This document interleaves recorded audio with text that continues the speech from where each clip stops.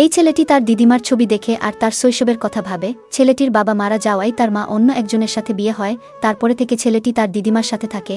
খাবার খারাপ হওয়ায় ছেলেটি বলে আমি এসব খেতে চাই না, এই বলে রাগ করে এবং বলে তোমার বাড়িতে টিভিও চলে না, আমার মায়ের কাছে যেতে চাই।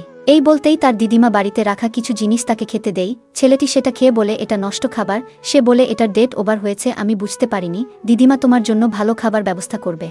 পরের দিন ছেলেটির ঘুম ভেঙে দেখে তার দিদিমা তার জন্য মুরগি কিনে এনেছে। তার প্রতিবেশী বলে তুমি কি এই বয়সে এটা খেতে পারবে? সে বলে এটা আমার নাতির জন্য।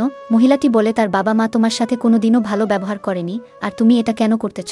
সে বলে যেটাই হোক না কেন সে আমার নাতনি, আমি তাকে ভালোবাসি। এটা শুনে ছেলেটির মন হালকা হয়। আর এভাবেই কয়েক বছর কেটে যায়। একদিন ছেলেটির মা তাকে তার সাথে নিয়ে যায়। তার কিছুদিনের মধ্যেই বৃদ্ধ মহিলাটি মারা যায়। সে মারা যাওয়ার একদিন পরে ছেলেটি হঠাৎ বলে দিদিমা আমার ক্ষুধা পেয়েছে, আমার জন্য কি খাবার রেখেছ? এই বলে সে খাবার রাখার জায়গায় গেলে দেখে তার দিদিমা তার পছন্দের খাবারগুলো রেখেছে এবং খাবারগুলো নষ্ট হতে শুরু করেছে। ছেলেটি তাকে মিচ করে এবং তার রাখা নষ্ট খাবার খায় আর বলে খুব মিষ্টি। সেই সাথে কান্নায় ভেঙে পড়ে। ভিডিওটি যদি আপনার হৃদয় ছুঁয়ে যায়, চ্যানেলটি সাবস্ক্রাইব করতে ভুলবেন না।